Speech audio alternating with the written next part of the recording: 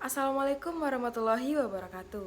Hai guys, perkenalkan saya Bunga Rosarina, NPM 21711092. Kali ini saya akan berbagi cerita selama berkuliah di jurusan Ilmu Komunikasi dan mengapa akhirnya saya memilih Ilmu Komunikasi di Universitas Bandar Lampung.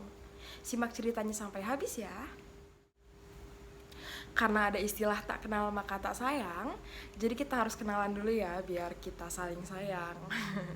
Perkenalkan, saya Bunga Rosarina, akrab dipanggil dengan sapaan Bunga karena teman-teman dari kecil sampai saat ini teman-teman tetangga ataupun di kampus itu biasa manggil saya dengan sapaan Bunga.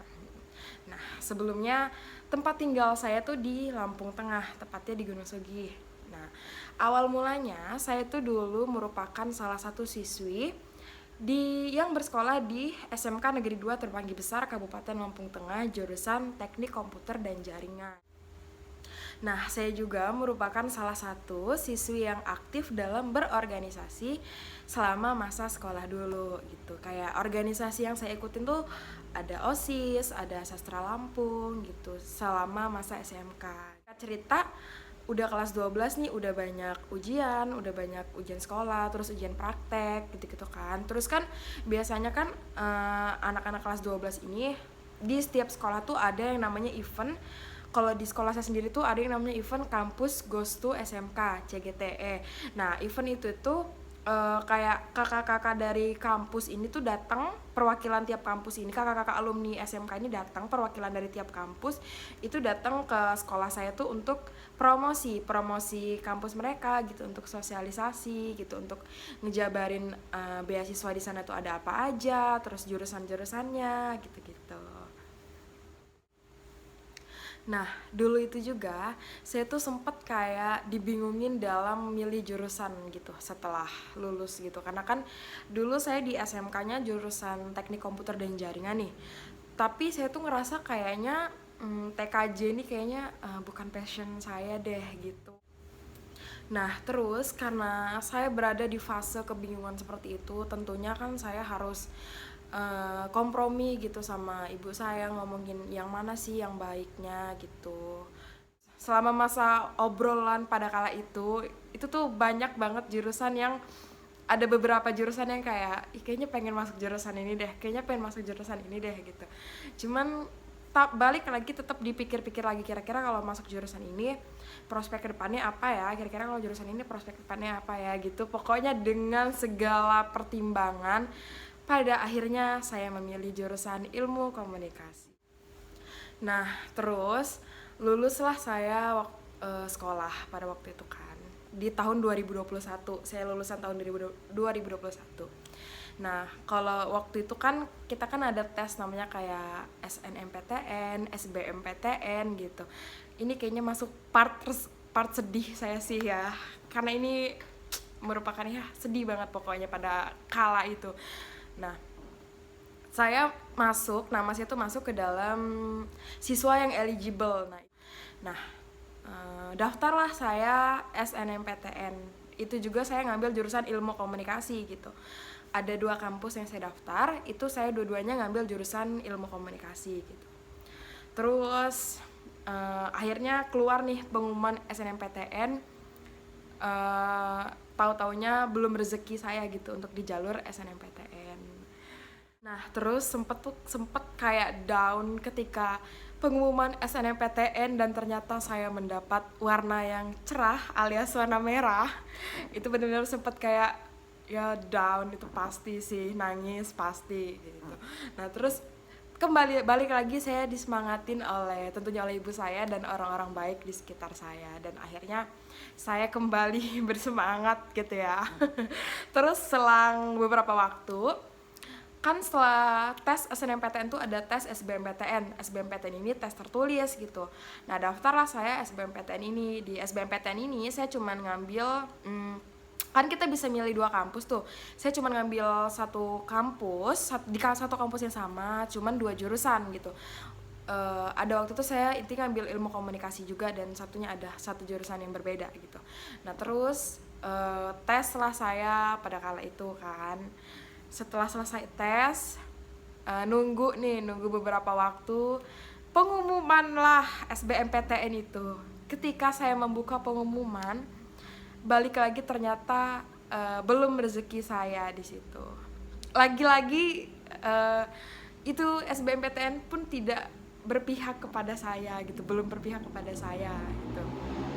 Terus sempet bener-bener frustasi banget sih, karena kan kayak SNMPTN gak tembus, SBMPTN gak tembus. Terus di masa-masa sedih itu saya tetap ngobrolin sama ibu saya, sama saudara-saudara saya, sama teman-teman saya gitu, kayak kira-kira baiknya gimana ya, gini-gini gitu-gitu. Pokoknya terus ngobrol gitu.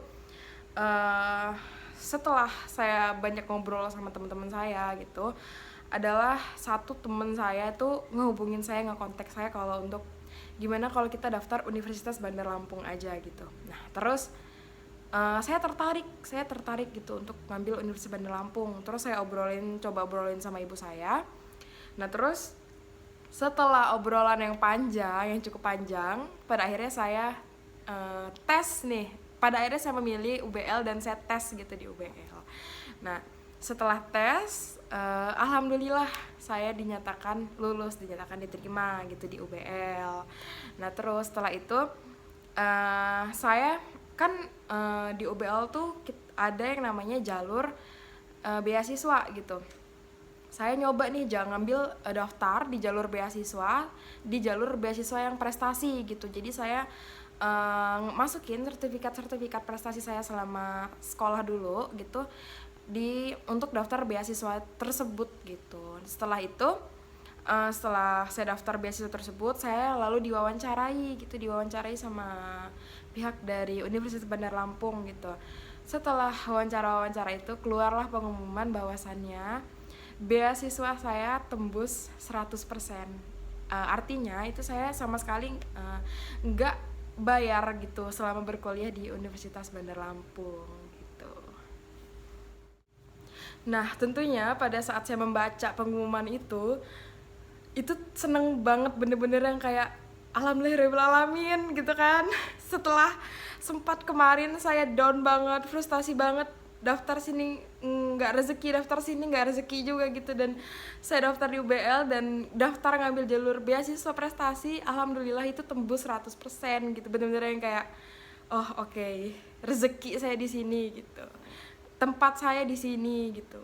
Nah, terus selang beberapa waktu mulailah masuk nih perkuliahan kan.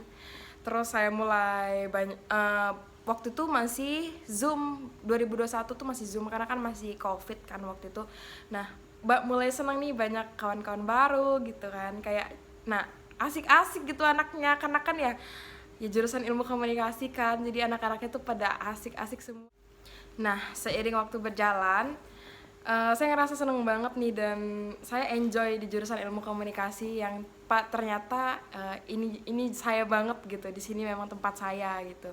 Terus kayak tiap ada tugas gitu, misalnya kayak waktu itu saya diminta sama dosen saya untuk tugas ada live report gitu. Seneng banget gitu waktu melaksanakan tugas tersebut gitu, karena kayak ngerasa wih keren banget gitu, karena kan memang pengen banget jadi kayak reporter gitu-gitu, terus ngerjain tugas segala macem, pokoknya enjoy lah, senikmat itu gitu pokoknya. Nah terus di ilmu komunikasi Universitas Bandar Lampung itu juga kan kita ada namanya istilah himpunan mahasiswa, HMIK, himpunan mahasiswa ilmu komunikasi. Itu tuh ada kayak 4 divisi, ada divisi view vendor, divisi fotografi, divisi kreatif, sama divisi jurnalistik. Nah saya ngambil divisi jurnalistik gitu, karena memang saya ngerasa kayaknya di jurnalistik nih kayaknya memang cocok gitu sama saya. Terus begitu saya sudah cemplung gitu di divisi ini, saya ngerasa memang memang benar di sini tempatnya, karena saya sama kakak tingkat sama teman-teman tuh belajar liputan, belajar penulisan berita segala macem gitu-gitu. Nah saya kan sekarang semester 3 nih. Kemarin waktu libur semester 2 mau semester 3 ini kan sempat libur kurang lebih selama 2 bulan tuh. Nah saya waktu itu nyoba selama libur kemarin tuh selama 1 bulan saya nyoba magang di Rapemda di Kabupaten Lampung Tengah, itu di radio pemerintah daerah. Saya nyoba selama kurang lebih 1 bulan saya magang di situ gitu. Jadi penyiar, terus ngerasa ini enak, enjoy juga, seneng juga gitu loh, karena ya di kampus memang juga kita ada diajarin tentang radio, tentang penyiaran gitu. Terus saya nyoba magang gitu kan, belajar magang, dan ya bener-bener kepake gitu ilmu-ilmunya gitu. Terus juga kayak contohnya sekarang ini nih, saya ini lagi ngerjain tugas public speaking and presenting gitu.